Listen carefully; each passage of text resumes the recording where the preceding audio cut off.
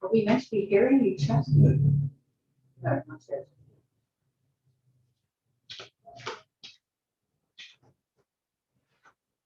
All right, let's start. Good morning.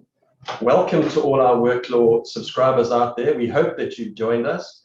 I see on the screen there are a number of people who have joined, but there'll be more, I'm sure, joining as we go along. A very warm welcome to all of you. Also to those guests out there who are not WorkLaw subscribers, you are also extremely welcome. My name is Bruce Robertson, and I've got Alan Rycroft with me, and we'll be taking you through judgments over the last year. Please use the Q&A function at the bottom of the screen. Ask any questions. We are going to complete our presentation of all the judgments, and then we'll deal at that stage with all the questions that have been asked. Alan, anything from your side before we begin? I think just to say there's no need to take notes. We're going to take a full video of this, and the video and our materials will be available on WorkLaw within a few days. Yeah. All right, just to give you a sense of the judgments that we're going to deal with, just give me a chance to share screen.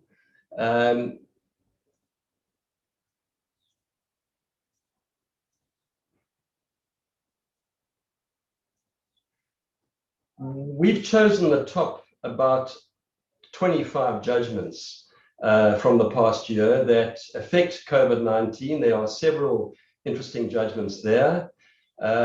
Lots on unfair dismissal, which we'll deal with.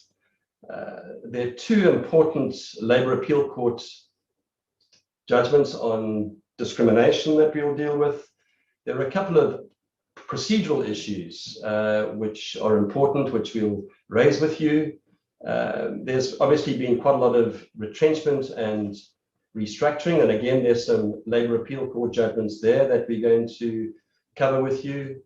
Strikes and lockouts, there's some important constitutional court judgments there that we'll be covering as well.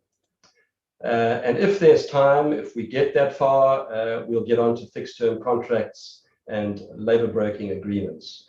We're probably going to talk for an hour to maximum hour and a half, and then deal with questions at that stage, and we hope that you enjoy the presentation.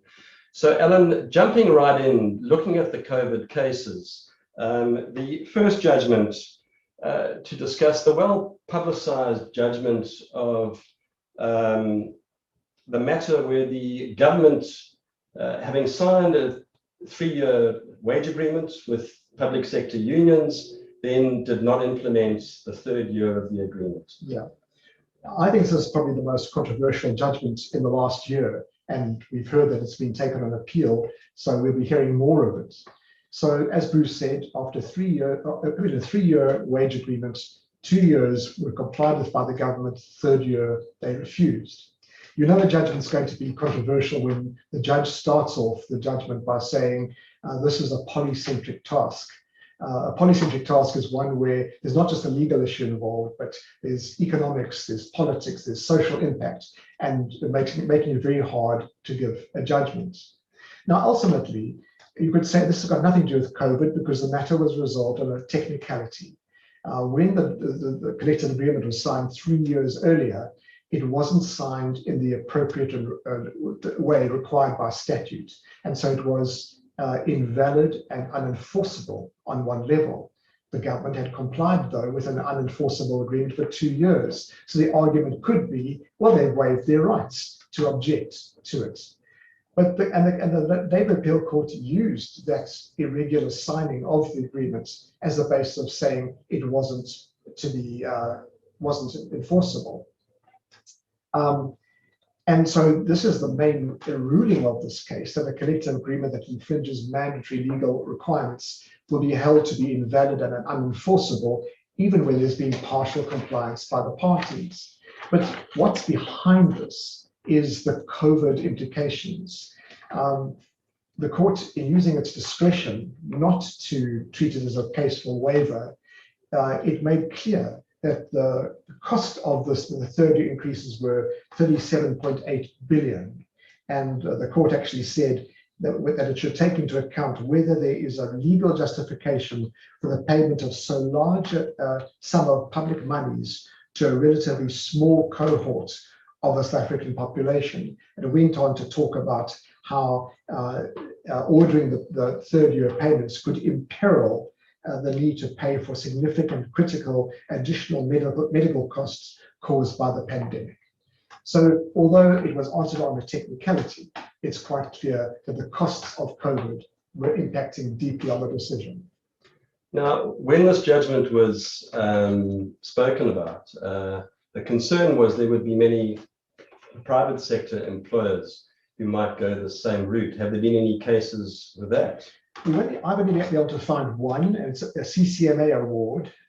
In this case, there was also a multi-year agreement, 2-year wage agreement, and the employer in this case said it wasn't prepared to pay the promised 6.5% increase in the second year, and it was because of the impact of COVID on the company's business. When it was referred to the CCMA, it was referred in terms of Section 24, which deals with the interpretation and the application of a collective agreement. Now, you think those words have become important: interpretation, application. Was this the right place to put it? In fact, the CCMA commissioner interpreted the section very narrowly and said enforcement is separate from interpretation and application, and therefore there you are. Section 24 applies to disputes over the interpretation or application of collective agreements. It cannot be used to enforce collective agreements. Now, Bruce, I don't know about you, but I think this is a judgment which really doesn't help parties where one side's trying to get out of a collective agreement, whether it's on the union side or on the employer side. You would think that that's interpretation and application be wide enough to deal with enforcement, because otherwise what's left? Is it industrial action? Do you have to go to the labor court for a specific performance order? Well, there is that section 158 of the Labour Relations Act, because this is essentially a disputed right.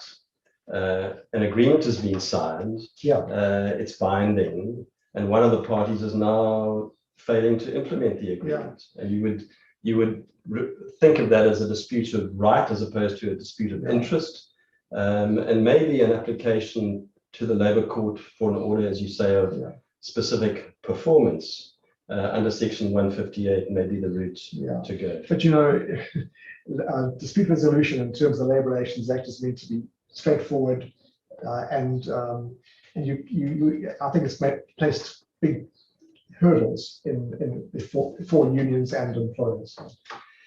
Moving on, many employers faced with COVID have implemented unilateral wage cuts, and often without the employee's consent. Any cases on this? Yeah, one important case, I think, the Max Steel case in the Labour courts. The company paid full salaries during the initial lockdown period, but after when lockdown was extended, they announced a 20% salary cut deduction for May, June, and July of 2020.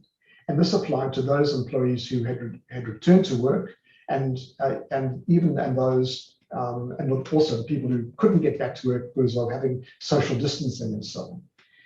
So NUMSA refused to accept this deduction and started to prepare for a strike. The Max Steel went to the Labour court to get an interdict because it was an unprotected strike.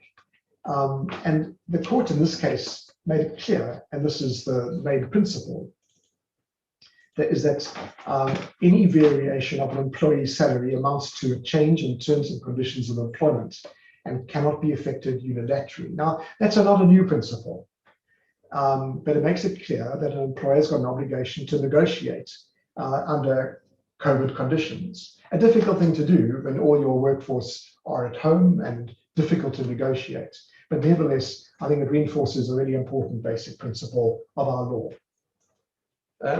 What's the learning from that? So employers faced with those circumstances, I mean, they need to negotiate and agree on those wage cuts, Yeah. and possibly, and their lever in those negotiations is as an alternative to perhaps a more harsher measure, such as restructuring or dismissals for operational Yeah, requirements. that's it. But those employers who are going ahead and doing it on a unilateral basis, they are at risk. They are at risk. Yeah. Yeah. All right. Also, moving on, also dealing with COVID, cases of employees who have refused to come to work because of concerns about being infected. Yeah, there was just one CCMA award that's popped up. The company was Parmalat, and a laboratory analyst refused to return to work. She had an asthmatic child and she had vulnerable parents, and with whom she lived, and she did not want to risk infecting them. And the business was declared an essential service, and the employer required her to return. She applied for leave and unpaid leave, and it was refused. They wanted her back, and she was eventually dismissed. And in this, Bruce just put up the, and this was the finding: a dismissal following an employer's refusal to grant an employee special leave may be unfair when an employee has a compelling reason to be absent from work during the COVID-19 pandemic.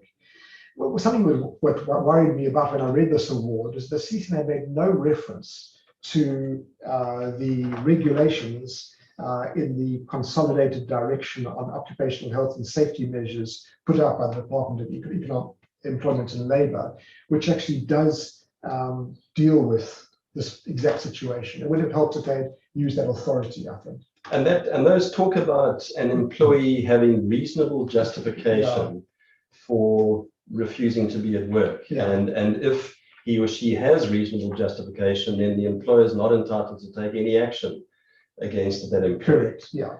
I mean, it's interesting that and those measures also incorporate a specific dispute procedure that has to be adopted and applied in those circumstances. Now, these factors weren't even mentioned in this CCMA award. No, not at all. Yeah.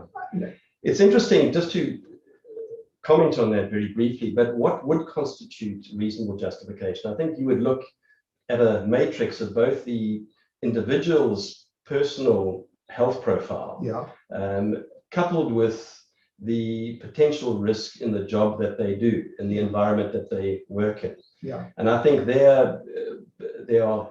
there's a matrix used by the health and safety regulations that gives you a score, low, medium, or high risk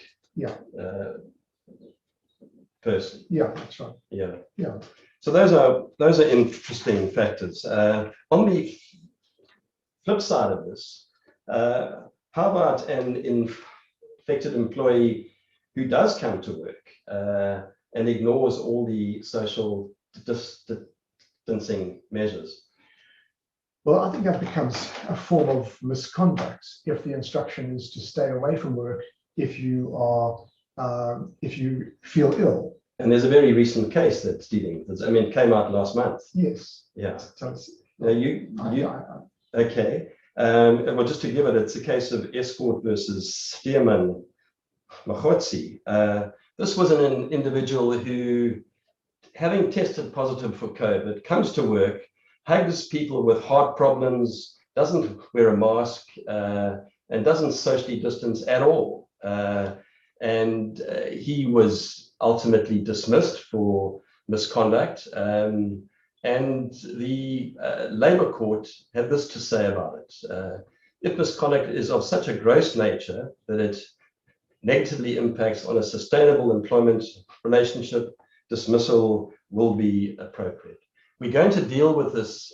As I said, this judgment's only just come out. It isn't yet on work law, and we'll deal with this judgment in the May newsflash coming out in a few weeks' time. So there are cases both in respect of employees who have refused to come to work and whether they have a justifiable reason for doing so or not. And now we have a case of an employee who, having tested positive, comes to work and is then dismissed for a gross act of misconduct.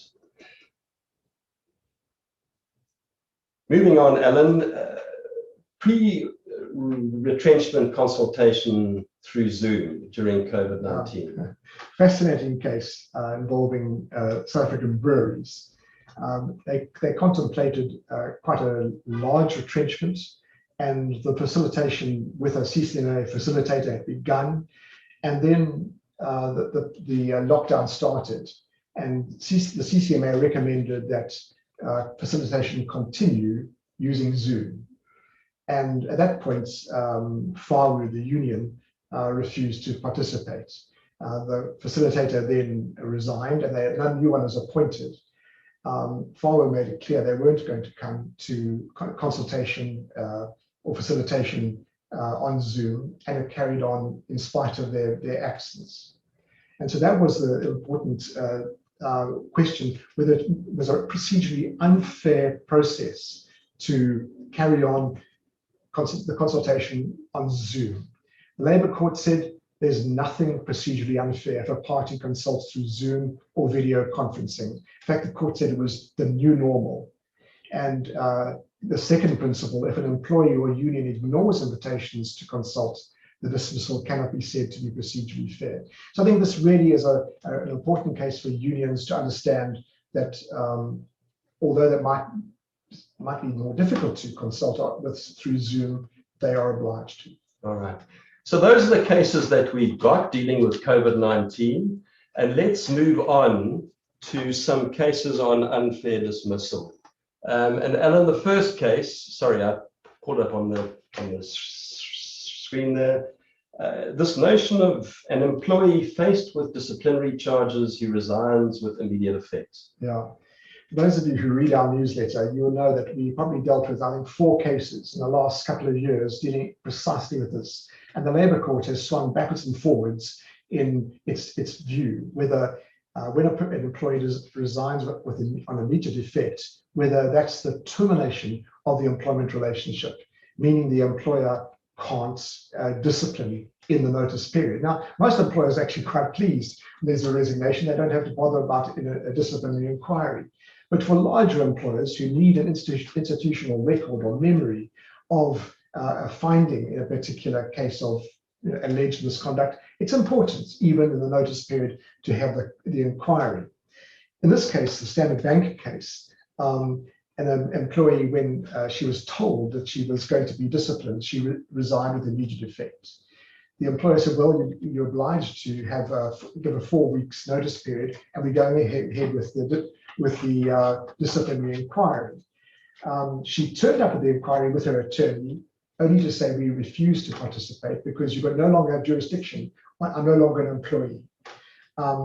After they left, the inquiry carried on, and she was found guilty of misconduct, and she was dismissed. She immediately went to the Labour Court to have the dismissal declared null and void, and more importantly, to interdict the employer from listing her on the Banking Association's central database called REDS, which stands for the Register for Employees Dishonesty System. Clearly, she didn't want her reputation marred in any way. And that was the reason, wasn't it, why the bank went ahead in this case? Because in order to list an employee on REDS, you have to have completed a disciplinary process against the employee. Yeah. So this started off in the Labour Court. The Labour Court said the employment relationship comes to an end when there's a resignation with immediate effect. On the Labour Appeal Court, and this is what is important, a resignation with immediate effect does not terminate employment if the contract has a notice period. The contract remains valid and binding.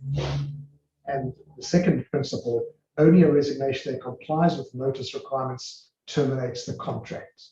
So the Labour Court made it clear that either the basic conditions of employment period of 4 weeks kicks in, or the statutory, or the contractual provision.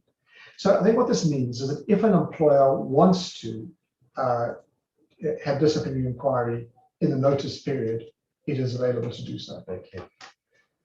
All right, then what about dismissal for testing positive for cannabis? Well, Bruce, you seem very interested in this. You might recall that most disciplinary codes, it's the issue of being intoxicated that is the disciplinary offence. Being under the influence. Being under influence or being intoxicated, yes. This is a CCMA award. An employee admitted to smoking a full zoll of cannabis at early in the morning, 5 o'clock, but he came to work at 7 o'clock, and then he was tested, and it was shown that he had tested positive for cannabis. Now, the issue in this case came to be whether he was under the influence of cannabis. Yes, he had taken it, and as we know, cannabis can stay in one's bloodstream for 10 days or more, but was he under the influence?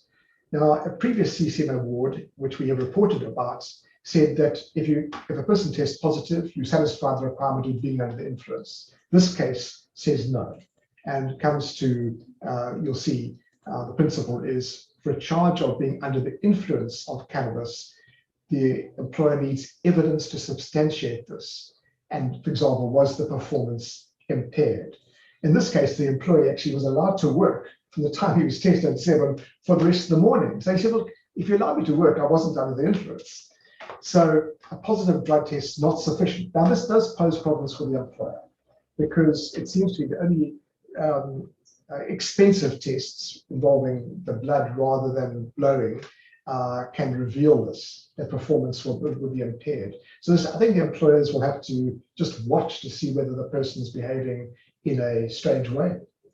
Yeah, it's a problem, this, and the other potential is perhaps for employers to amend their codes to provide for testing positive being a breach of their policies, being an offence. But yeah. I mean, that is problematic because, as you say, if someone's tested positive because they smoked us all 7 days before, what bearing does that have on their employment? That they might be perfectly able to carry out their functions. So those are issues which we're going to have to watch going forward. Yeah. All right. What about theft? Well, I'm a person who gets very anxious when people don't return my books, and so I was very pleased to read a case in the Labour Appeal Court, which these are the facts that an engineer needed metal scaffolding poles for a TV aerial at home, and so he asked for permission to remove some poles from the workplace. He acted a bit irregularly in getting them off site by not filling out the right waybills, but nevertheless, it was known that he was doing this. But borrowing is borrowing, and he never returned them. And after a while, this became an issue. The question was, what is it theft when you borrow?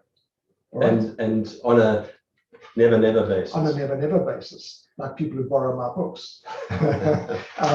He's accused me of theft often. You can see what's happening here.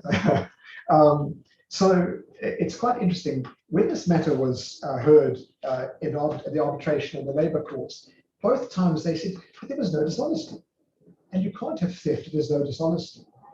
And in a very robust judgment by the Labour Appeal Court, they strongly rejected the Labour Court's views. Theft, they said, was deliberately depriving another of property permanently. All right, and then deliberately retaining or borrowing property and not returning it can constitute theft. So you got to contact all your friends, including me, who borrowed your books and accused us of theft. Well, maybe I'll be more polite. All right. The question of inconsistency. There have been many dismissals which would otherwise have been found to have been fair, but were then found to be unfair because of the employer's inconsistent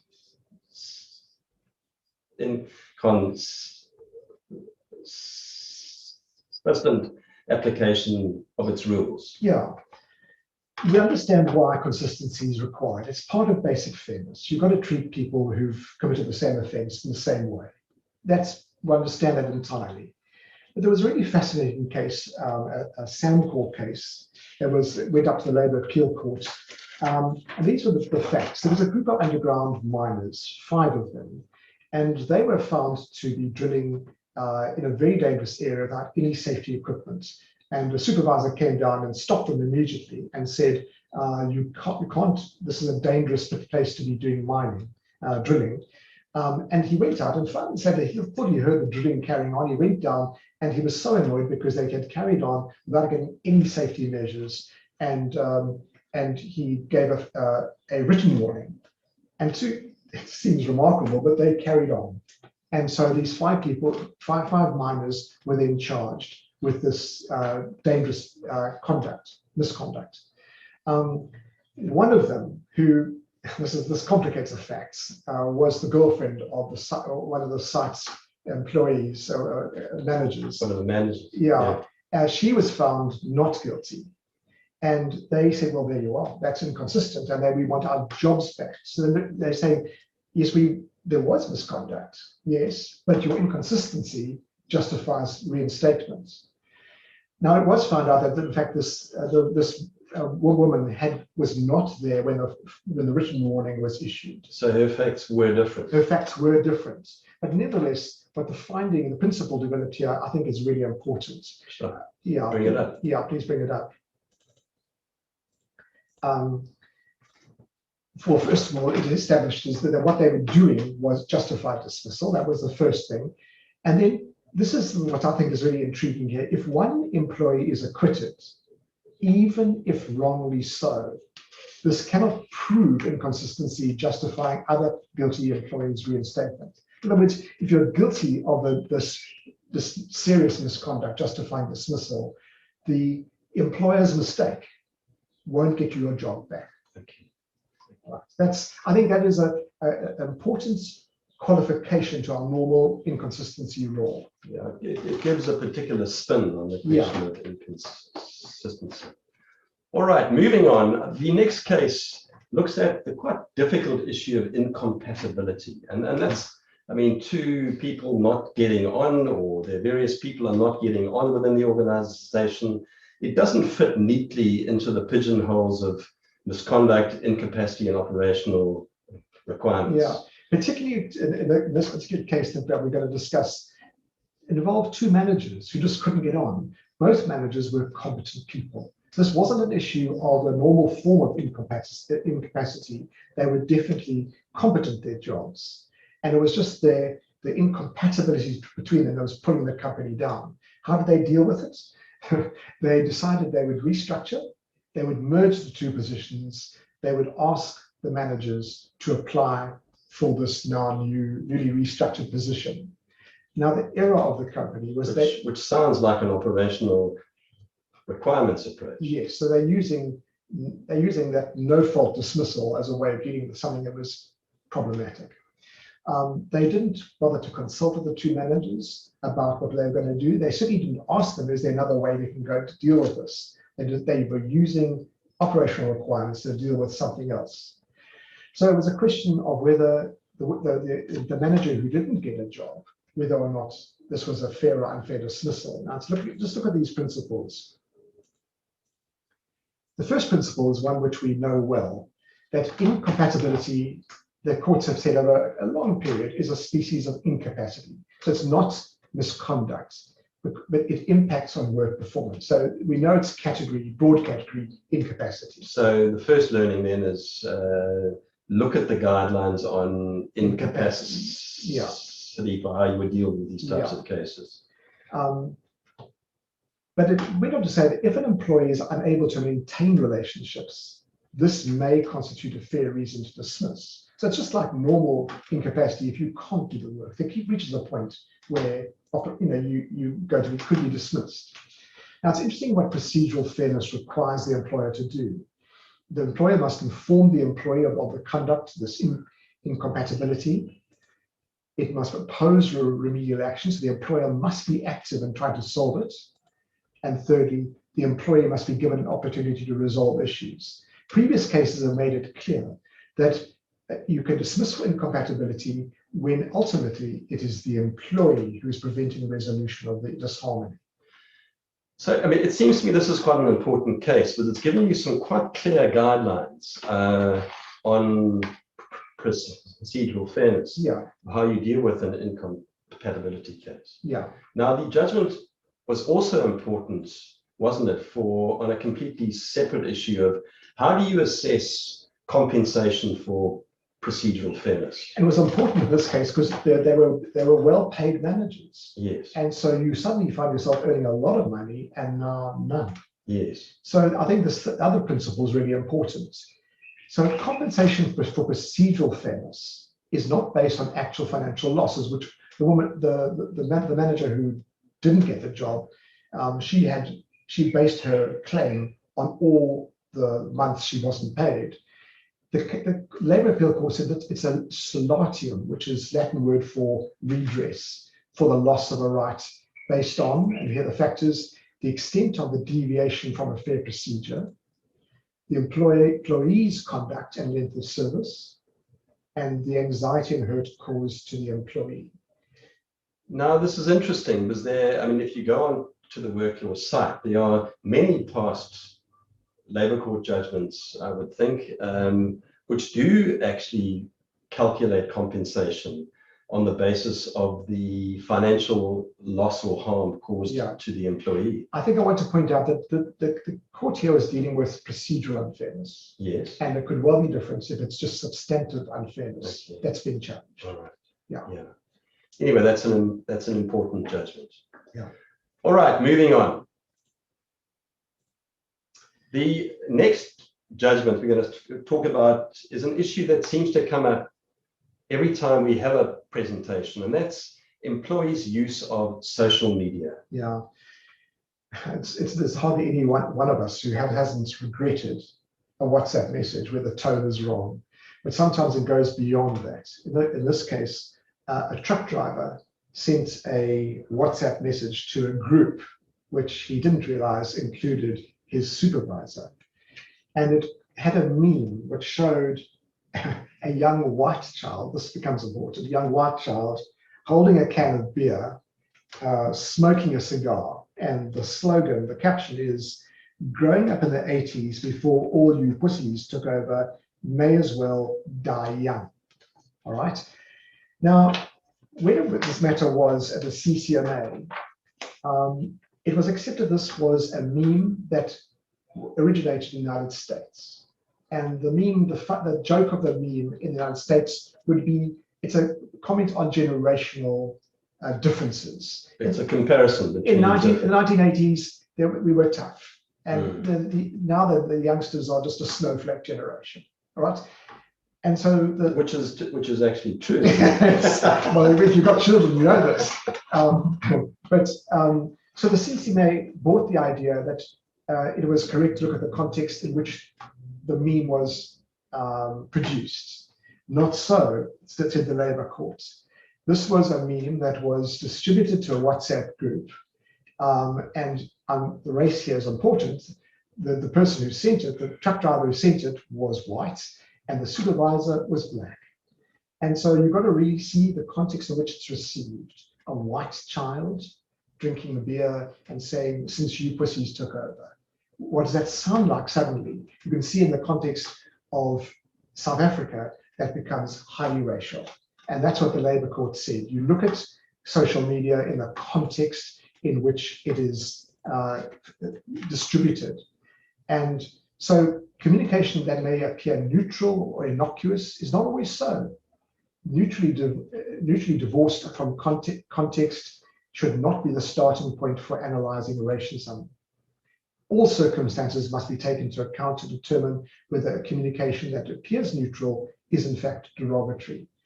And the Labour Court had no difficulty in finding that this was a racially offensive communication. So it's another example. It's similar to that Rustenburg-Platinum case, which ended up in the Constitutional Court, where an employee at Rustenburg-Platinum spoke about that black man. Yeah. And in the context of that case, that black man was not to distinguish him between the guy with the orange shirt or the short chap wearing short pants. And in that context, it was found to be Yeah. racist. Yeah. So context becomes crucial. And just to add, Alan, in Yeah. this case, the context, this same truck driver a week before had been heard, he was on his own in the cab of the vehicle, and he used the K word on his own. It was recorded in the cab, but someone cut in front of him and he used the K word and was given a final warning Yeah. for that a week before. Yeah. So that context also played a part in this Yeah. case. But I mean, I think for me, the real lesson of this case is that employees should be really warned about sending things in groups, communications that could possibly be offensive. It's really, it's so stupid what people do. I mean, if you look back, if you go onto the work law, case law section, and you look at the cases on social media, I mean, there are a number of cases. On every occasion, the employee has lost their job as a result of the inappropriate use of social media. It's a permanent record out there. Be careful. Think before you post. Yeah. All right, moving on. What have we got next? We've got two important unfair discrimination cases, both Labour Appeal Court judgments. Yeah.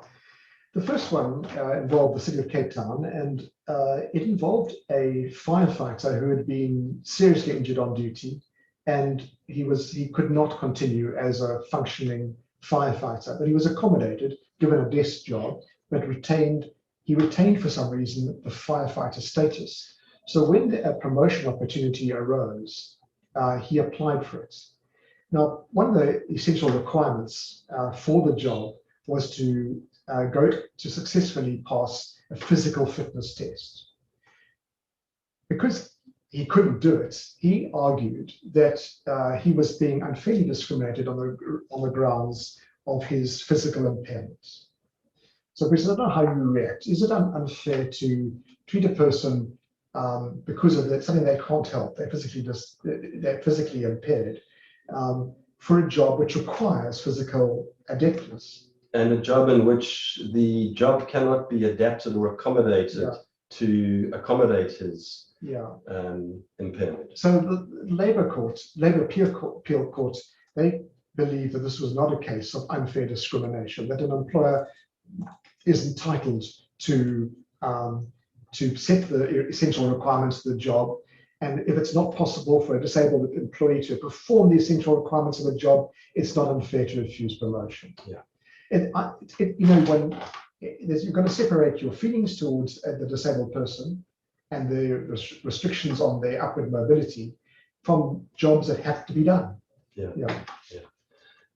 All right. The next case involves the amendments to the Labour Relations Act. I think I can't remember when it was. Was it around 2015 or 2016?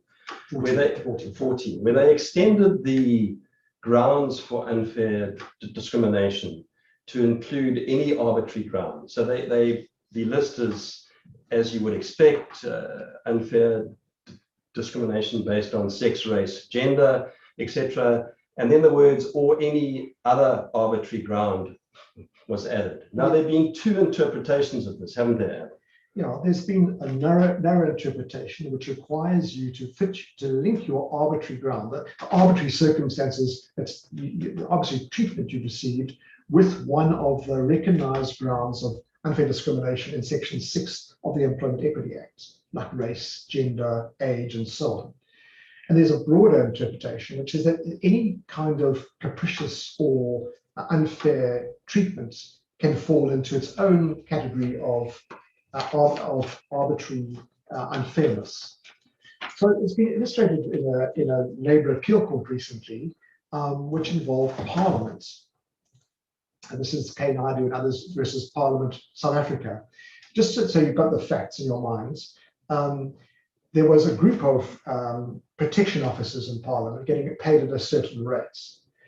Because of the unruly behaviour of our members of Parliament, a more elite squad had to be brought in, and these were called chamber support officers. I think these people who can manually get members of parliament out, and they were paid at a higher rate.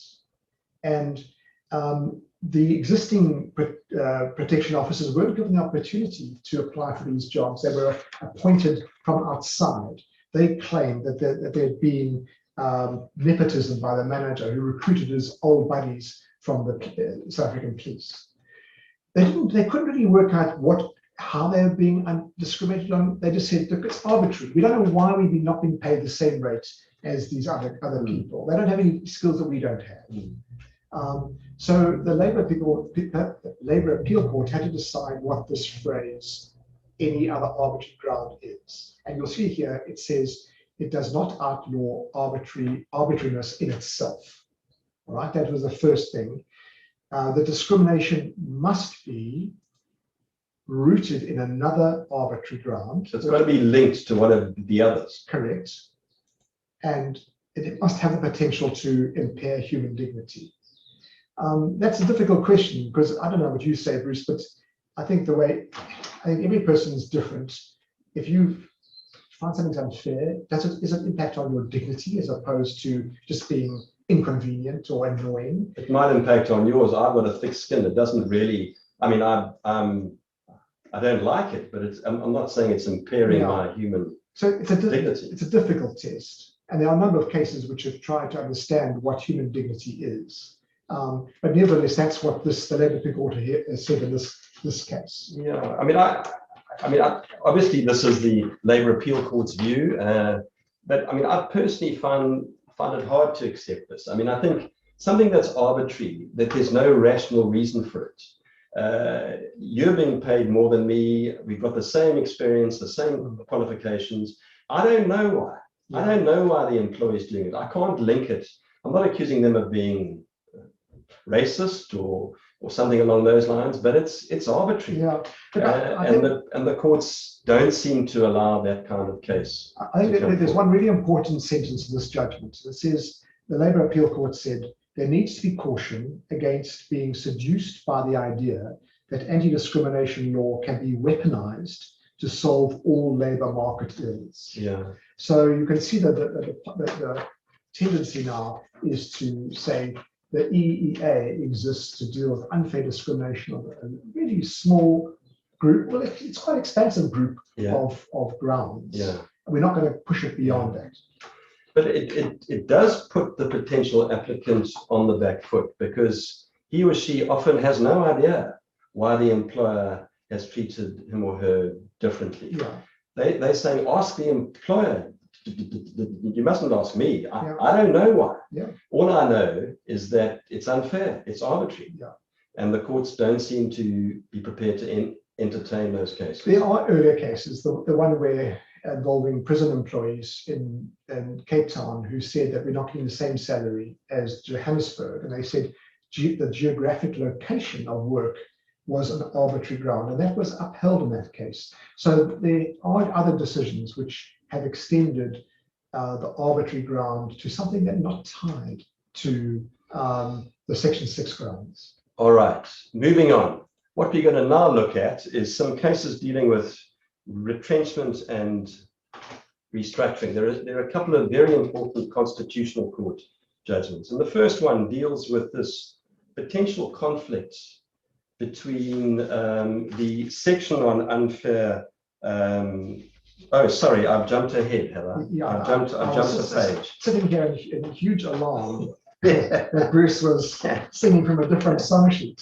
And I jumped a page. Sorry, before we get on to the retrenchment cases, there are a couple of procedural issues which we have to deal with.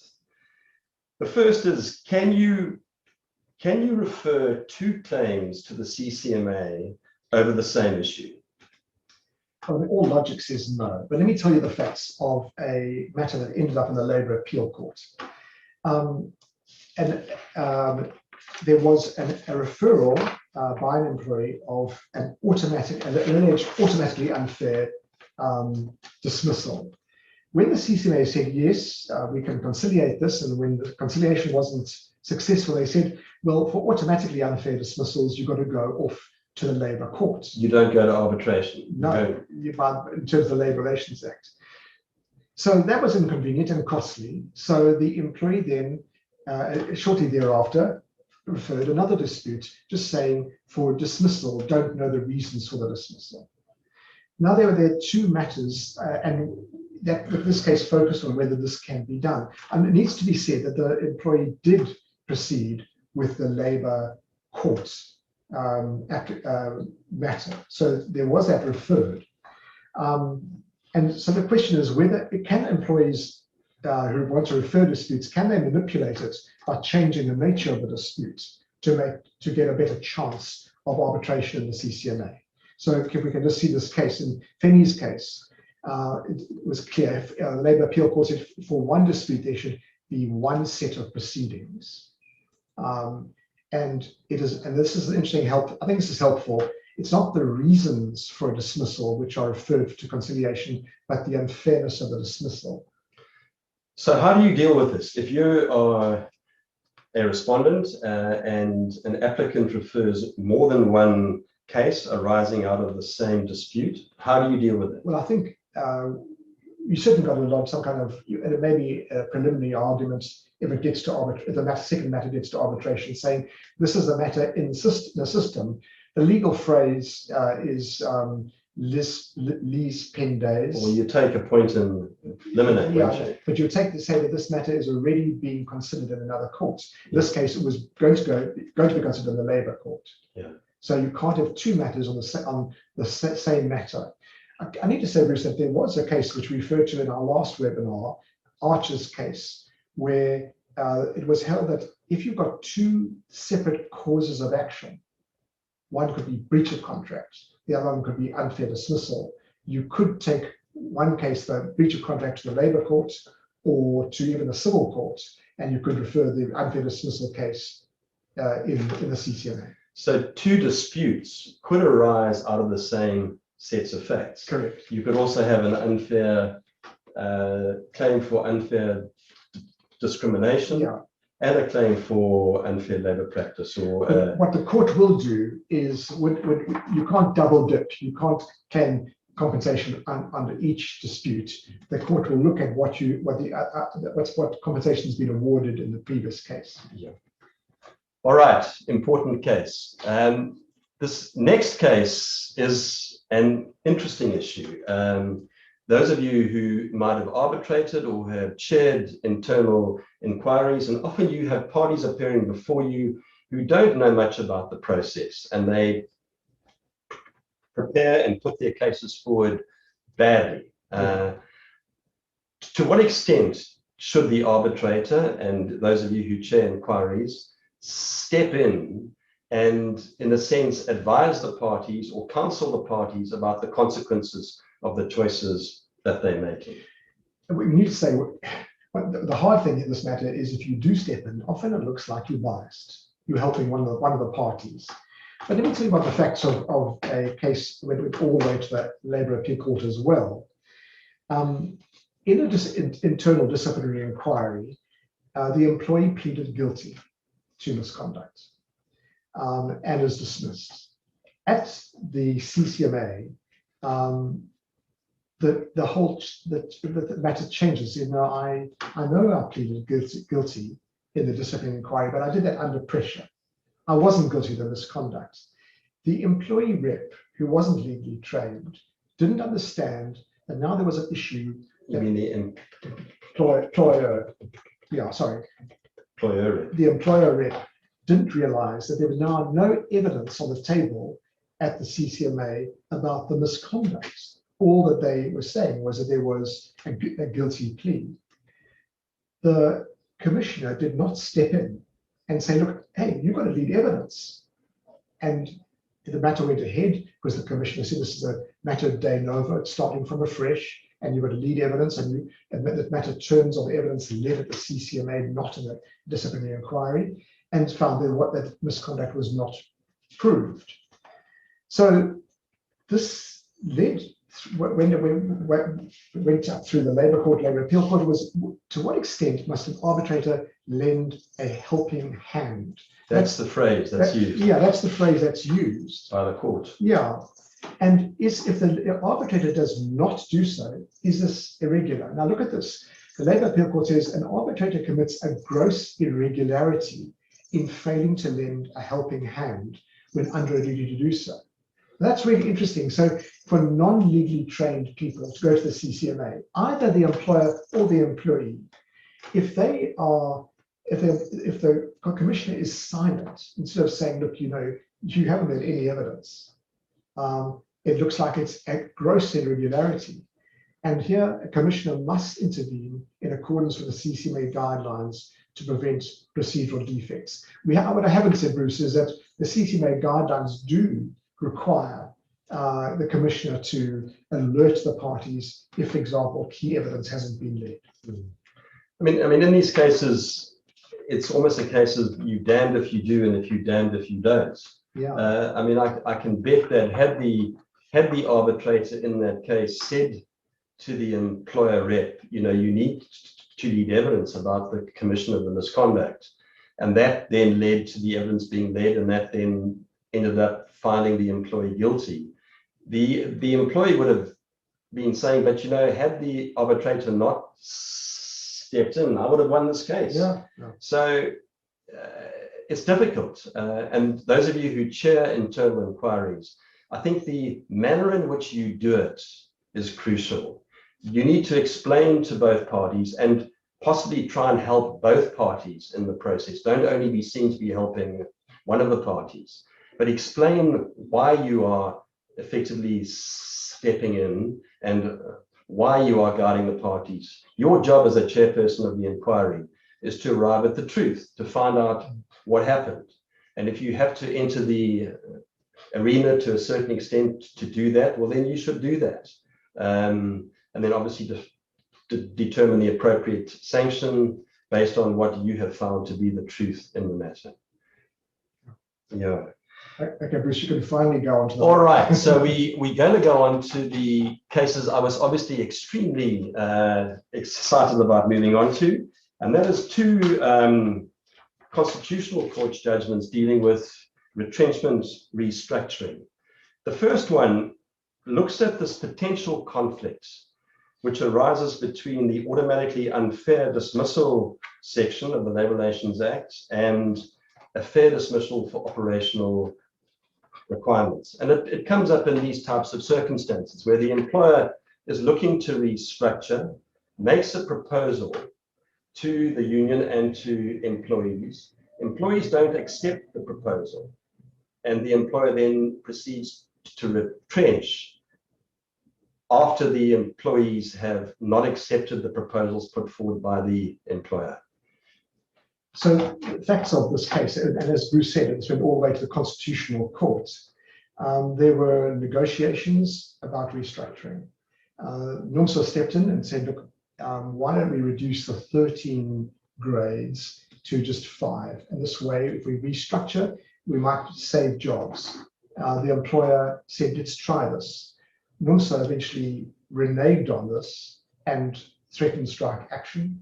The employer wrote to the union saying, look, it looks like consultations have come to an end, and we are now going to implement according to our last offer. Now you can suddenly see, if you an employee, does this look like you being, and all the employees who were striking were retrenched, all right? So it looks like you've been dismissed because you refused to accept the employer's last offer. And just to remind you of the words in section 187.1c. That's the section on automatically unfair dismissal. If the dismissal is a refusal by employees to accept a demand in respect of any matter of mutual interest between them and their employer. So it looks like you've been dismissed because you refused to accept their demand. So how did the Constitutional Court resolve this issue? It's saying, let's just put a principle up here. It says that to determine if a dismissal is automatically unfair due to a refusal to accept or the employer's demand or a fair retrenchment, we must ascertain the main or most likely cause of the dismissal. Now, in this case, the Constitutional Court confirmed that the most likely cause of the dismissal was the economic crisis the company found itself in. It wasn't the employee's refusal to accept the last offer. So that's going to be determined on the facts of each case. Yeah. Yeah. So, I mean, this is important because the mere fact that the employees refused a demand or a proposal from the employer does not mean it automatically becomes an automatically unfair dismissal. One then has to, as Alan says, investigate and have a look at and identify that what is the main or most likely cause of the dismissal. Yeah. All right, this next case, Alan, is a really interesting case. And in this case, AMCU, the union, attacked the constitutionality of the Labour Relations Act on two issues.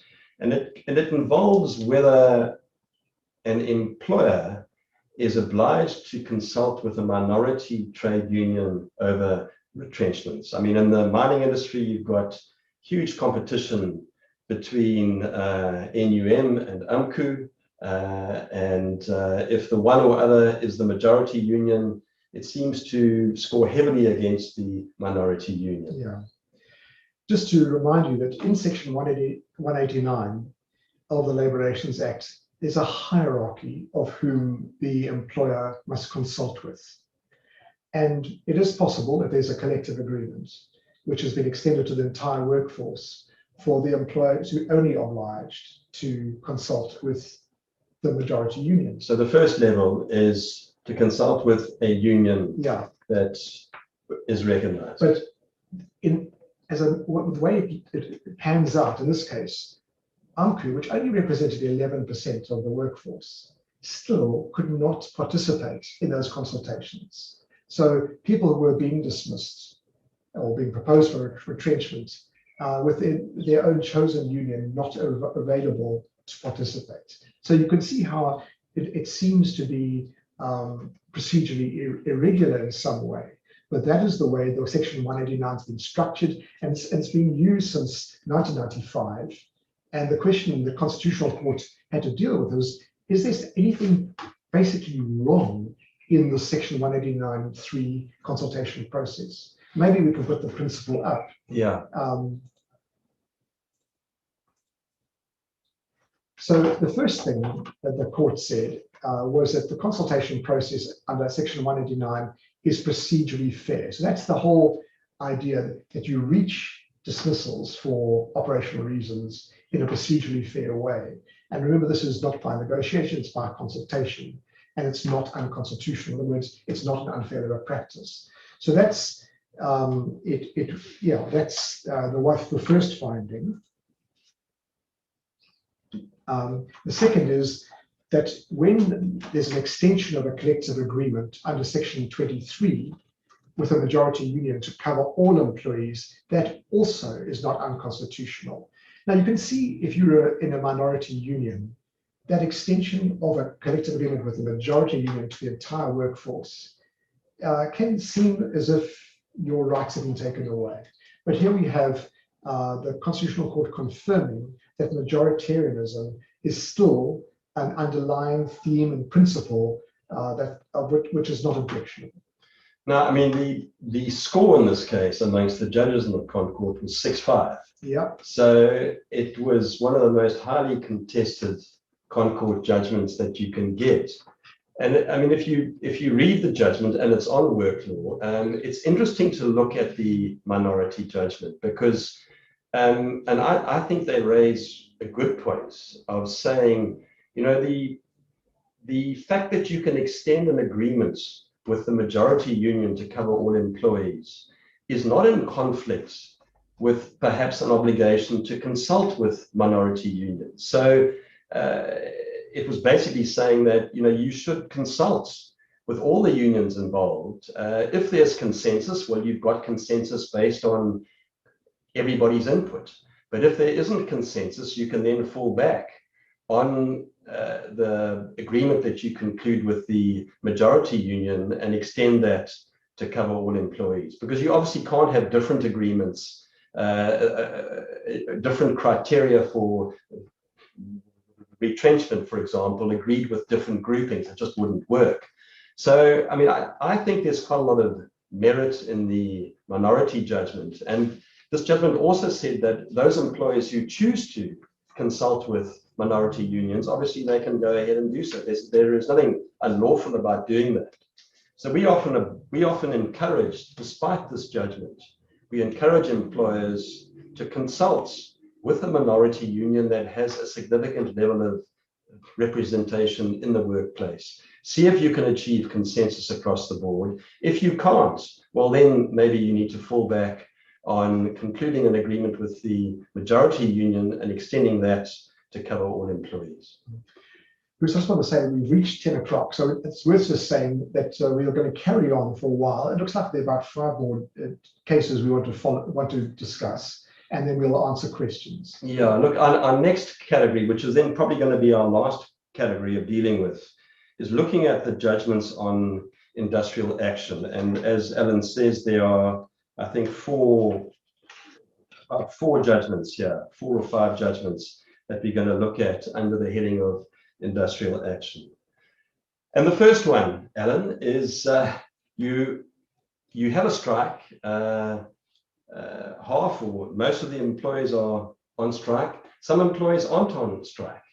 There's no work to give your non-striking employees. Yeah. Can you compel them to take annual leave? So this is what Impala Platinum was confronted with.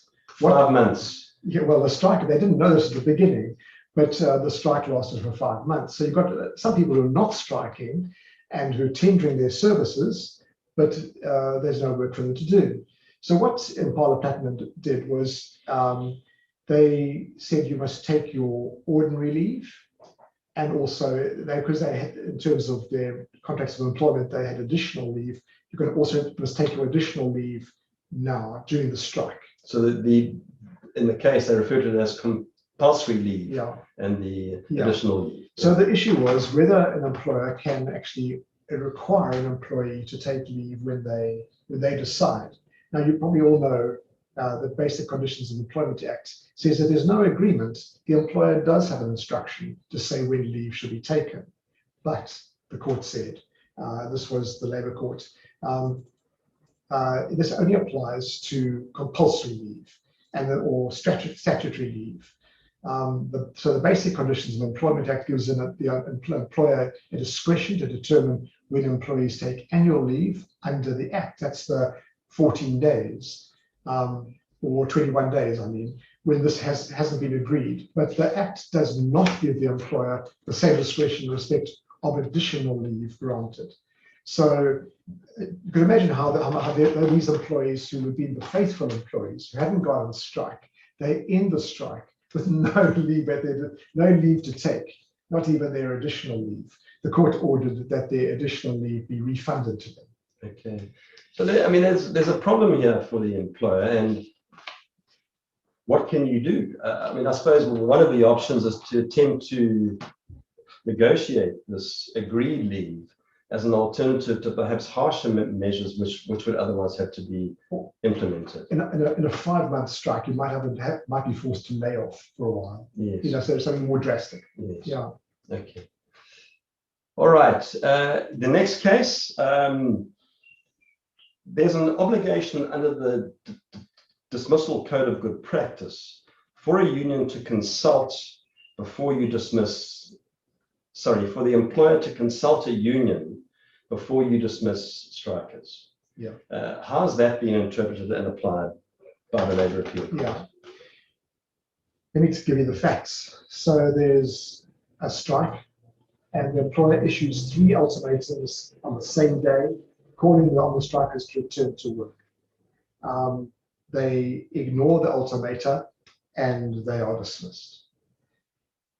The dismissals are challenged on the grounds that the employer did not comply with the Code of Good Practice, which requires this consultation with the trade union.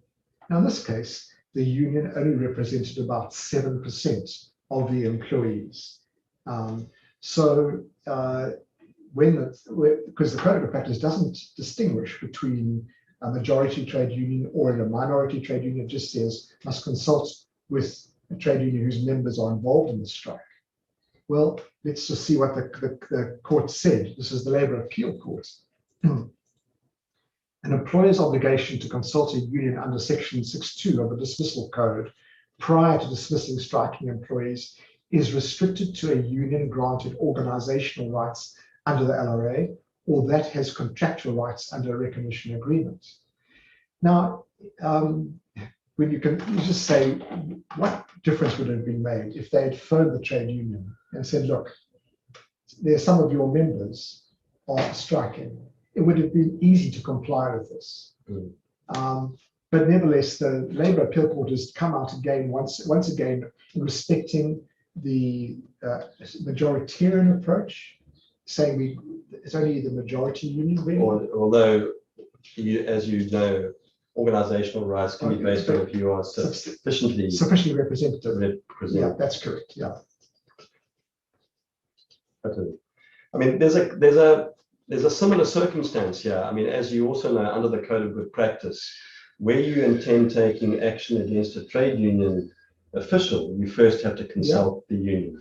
Do you think, I'm not sure if there have been judgments on that clause and whether that applies to any union or whether a similar approach might be taken in respect of that clause? I'm not aware of any cases, but remember the purposes are different. When you're about to discipline somebody, a shop steward, you are consulting with the union because you want to prevent there being anti-union victimization. Whereas here, it's really trying to get the union to persuade its members to stop this unprocedural strike. Yeah. Yeah. Okay. All right. Just to move on from there, we're going to have a look at strike ballots and this confusion that has occurred over the last number of years over whether there's a need in law to hold a secret strike ballot. And you might recall the Labour Relations Act was amended in 2018. And I think there is quite a lot of confusion. And if I can perhaps bring up a slide and try and take you through an explanation of quite a complicated set of facts. Firstly, the Act has and does always require that unions' constitutions need to stipulate that a strike ballot must be held. In terms of the amendments in 2018, it said this may be a secret ballot. It can include a secret ballot, but it's not compulsory. Furthermore, there was no amendment to the Section 67(7) that precludes an attack on the legality of a strike over a union's favor to hold a ballot. So we're faced with a circumstance where, yes, a union must have in its constitution that it should have a strike ballot before going on strike. This may be a secret ballot, but in fact, there's not much that the employer can do if the union doesn't do so because of the protection afforded the union under Section 67(7). Just to add, there were specific transitional arrangements included in the 2018 Amendment Act that said in certain specific circumstances, a secret ballot will be required. And that's when the registrar has approached those unions that don't have the required clauses in their constitutions and has given them a directive to amend their constitutions. Until such time as they do so, it would then be compulsory for that union in those circumstances to conduct a secret ballot. At that time, there was a widespread belief that, in fact, secret strike ballots were now the order of the day. They were compulsory. And in fact, the Department of Labour issued strike guidelines and a code of good practice on industrial action, which both of them, if you look at the wording, wrongly state that ballots must be secret. So that's the background, okay? And then we have this case, Nomsa versus Marc Lebert and Fosco, The union, in this case, NUMSA, went on a protected strike. The employer tried to brought an urgent application in the Labour Court to prevent the strike from having the status of a protected strike, because if they failed to hold a secret strike ballot. The Labour Court agreed, and it went as far as the Labour Appeal Court, which made a couple of interesting observations or conclusions.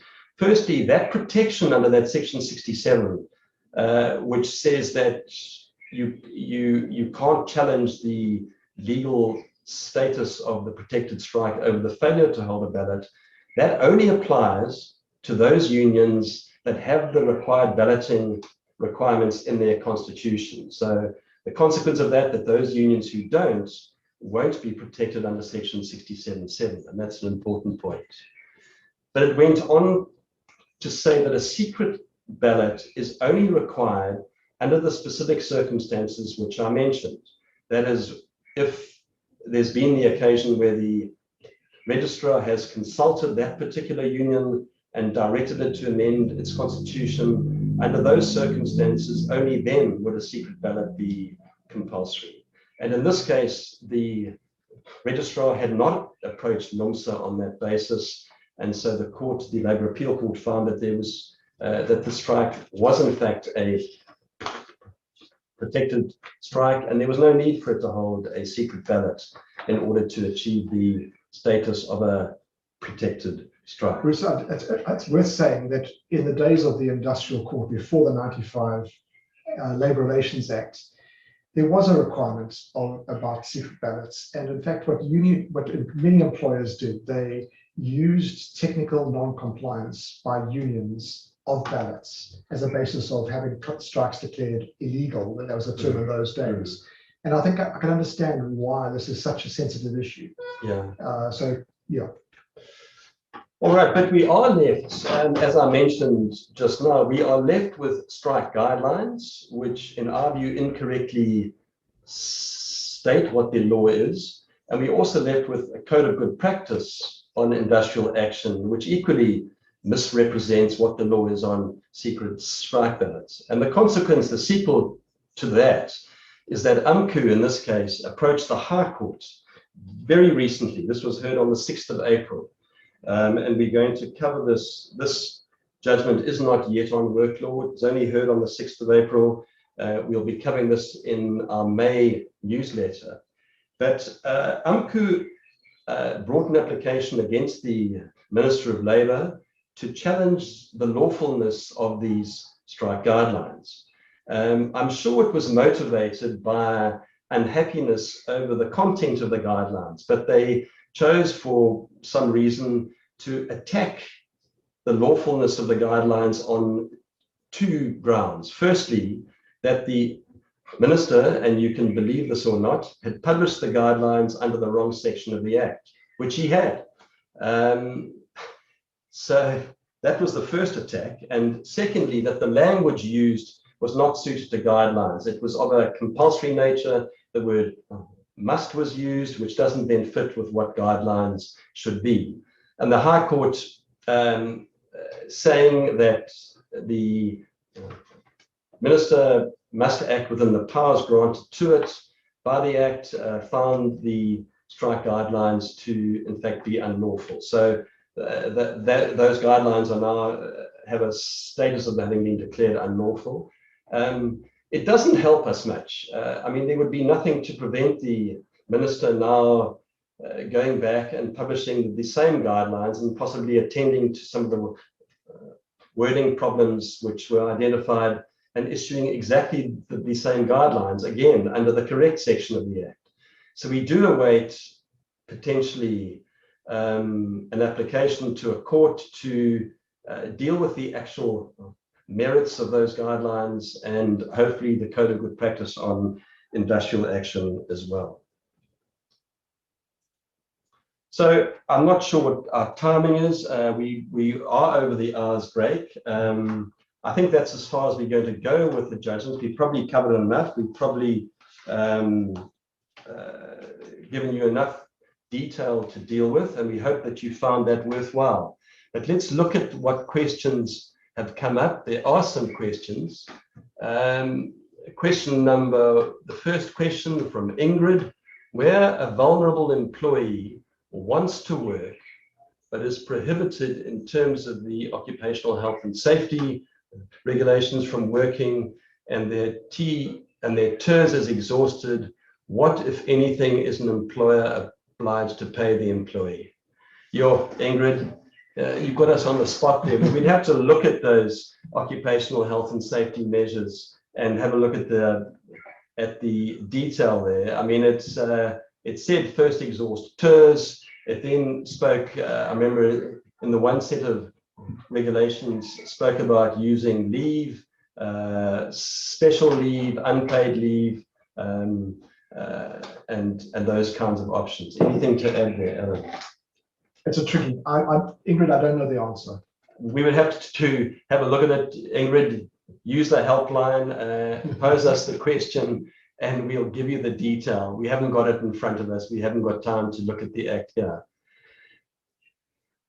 The next question seems to come from Harris.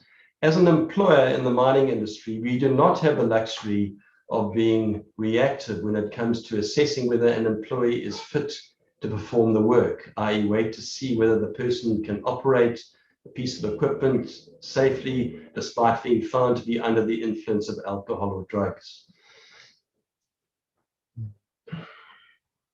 Well, I think what I take from that is you don't have the capacity to do alcohol tests routinely, because there's some workplaces where as you enter the door, you've got to take a test. So now I think you really got to watch carefully for the telltale signs of alcohol abuse. And there are cases which have said that if the employer is entitled to conclude that there is intoxication or a person's under the influence by just irregular behavior, slurring of words, eyes that are red and so on. Bruce, I don't know if you can... Yeah, I mean, all the standard measures that you would use as a layperson to assess whether someone may or may not be under the influence to the extent it's going to impair their ability to do their job. Yeah. Can they walk along a straight line? What are they? Is there the smell of alcohol? Is their speech impaired? Yeah. Etc. All of those factors, I think, would come into play. All right, a supervisor.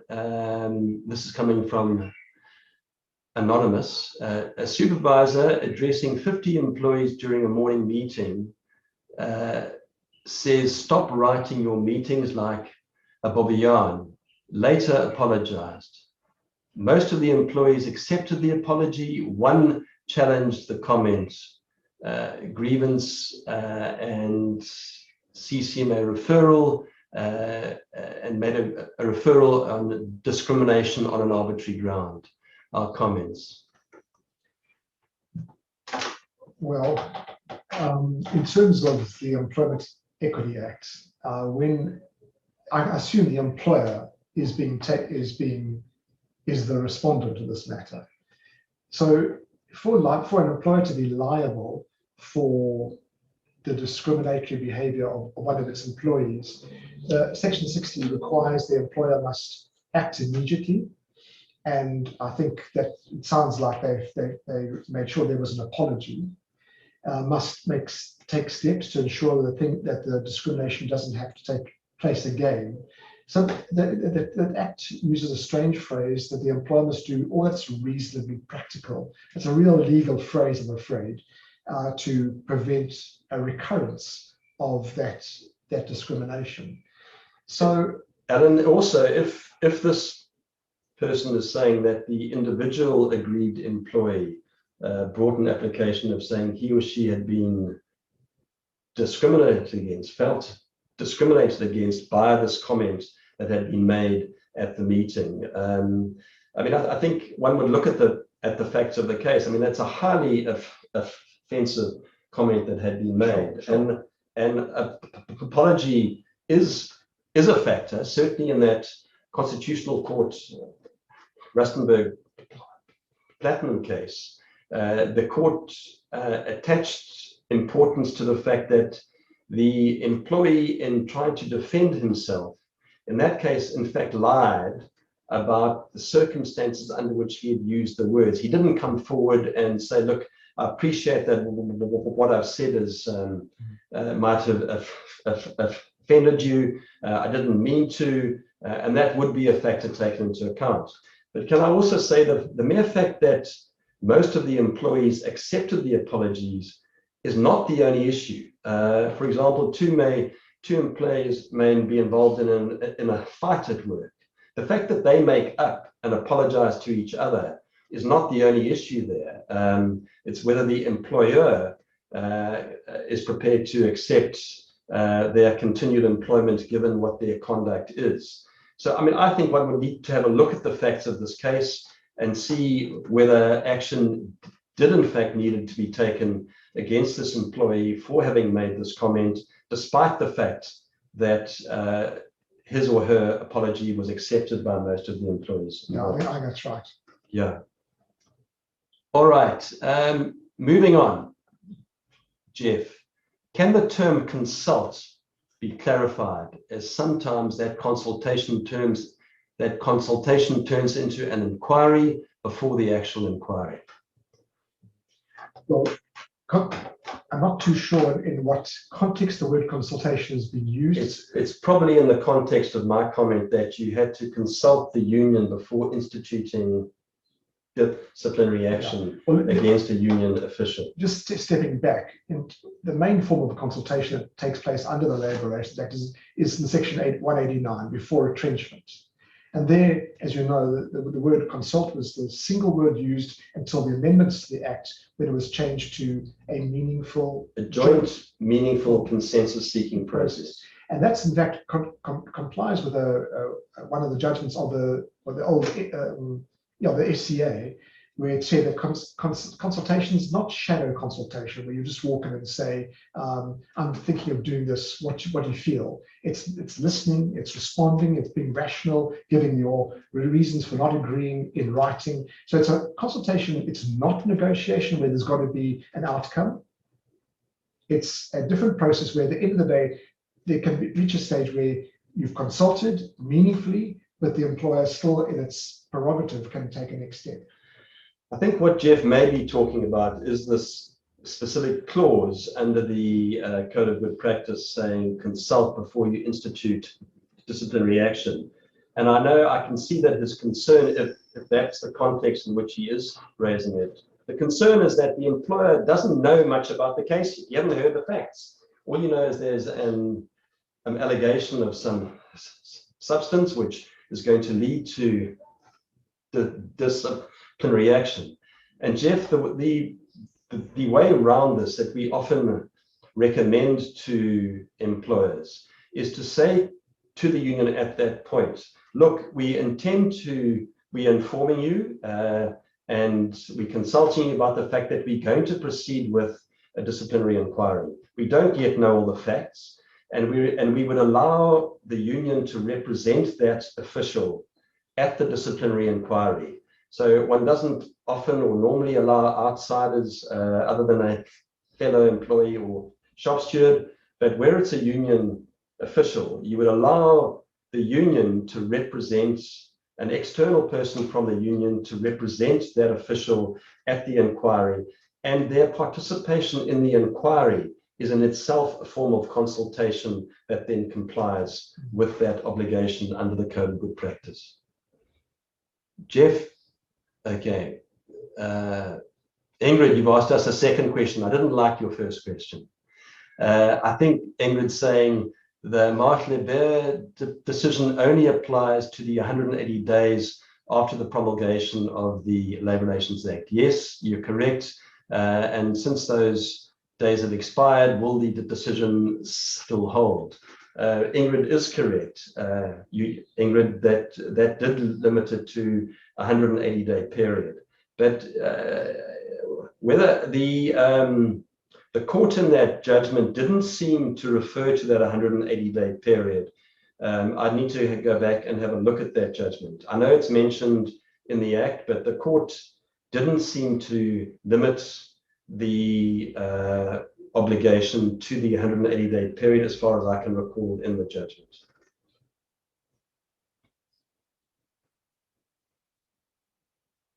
Richard, Max Steel, the COVID was about the impossibility of performers to vary the principle. Yeah, okay, good point. Patrick, on secret ballots, what criteria must the registrar apply in exercising the discretion to issue a directive to a trade union to require a secret ballot? Patrick, I don't think it's a discretion. I think what was intended there was a tightening up on those unions whose constitutions did not comply with the Act. And I think what was contemplated was that the registrar would commence with a campaign to approach those unions whose constitutions were non-compliant and to issue them with directives to comply. And the pressure for them to comply would be the fact that in the interim period, pending their compliance, they would be required to hold a secret ballot. So I don't think there was a discretion that was given to the registrar. And I'm not aware of unions having been given these directives at all. Patrick, again, unfair discrimination on arbitrary grounds. Do you think arbitrary can be equated with irrational reasons? Patrick, that's been my personal view, that if it's irrational, there's no logic to it, it should be arbitrary. But as Alan outlined in talking about that Labour Appeal Court judgment, I think it was a Labour Appeal Court judgment, it seems to be that you've got to link it to a similar ground to those mentioned in the Act. And plus, it's got to have the potential to affect and undermine the human dignity of the individual involved. So I don't think that you can simply say, well, if it's irrational, it would fit the arbitrary criteria under the definition. Yeah, and it's a real, Patrick, it's a real problem because when you are confronted with some conduct by the employer which you can't explain, it seems to be irrational, and it's impacting on you as opposed to other people. It has all of the hallmarks of our common understanding of discrimination. But if you can't pinpoint it or link it to the traditional grounds, it looks like the Labour Appeal Court is saying that we're not going to have a broad interpretation, even for irrational behaviour. I think maybe you might have to try and see if you can squeeze it into the unfair labour practice definition. Well, it would then have to fit one of the grounds. And then, of course, you have the problem that involves salary. Is it a benefit? You can use benefits, but not for your package. And, you know, I mean, I do think, just to, I mean, go on with this, because I think it's extremely unfair on the applicant's employee, because they're being asked to pin a label to the arbitrary ground. And the person might well be saying, I haven't a clue why. All I know is that it's unfair. I'm the same as the others, and yet I was treated differently. Don't ask me what the ground is. Ask the company what the ground is, because they're the ones who chose to pay me less. So I think it's putting them on a very unfair footing. All right, Alan, you can answer this one from Brent. I think Harris was saying that in the mining industry, they have to test if the employee is positive. They can't take the chance of seeing whether the employee can do the job or not. I don't think you have to wait for the employee to be on the job. You can apply those simple tests which we spoke about to the employee as you see him work. Yeah, Brent, I am conscious that the mining industry has always had much sharper provisions for health and safety, going back to I think 1919. I'm just not sufficiently acquainted with that practice. All right, and I think the last question, those of you who are itching to get off your screens, if an employee reports for duty after testing positive for COVID-19 without following the legislative protocols, can the charge include gross negligence? especially if employees become infected thereafter? Can the employer claim financial loss if suffered from the employee as a result of their negligent behavior? Yeah, I think firstly it would be breach of an instruction. Alan, would you agree? That's the first thing. Negligence doesn't gross. It's gross negligence. Gross negligence is when you know what the instruction is and when you willfully disregard it. Which is exactly what happened in that case. Yeah, that's right. Yeah. But I must say, I'm not too sure whether the employer has a claim, financial claim, again, because of the employee breaking the. In the same way that if an employee steals from you and you lose X amount of money, you could potentially bring a civil claim against the employee. Arguably, I think you probably could, although there are not many employers that would probably go that route. But you may well have a civil claim. Yeah, and I think in theory you can, but it's pretty meaningless if the person's got no ability to pay for what the knock-on effects of having to close down the company to sanitize and so on. Yeah. All right, so those are the questions that we picked up on the screen. We hope you found this worthwhile. Please give us feedback. We would appreciate your feedback on these webinars. This is something new that we began last year when we weren't able to hold live conferences around the country, and we would appreciate your feedback, whether you find this helpful. If there's a change in the format that you'd like to see, if we should do something slightly on something else that you would prefer us to cover, please also mention that as well. So thank you, and from both of us, hope you have a good day. Thank you. Cheers.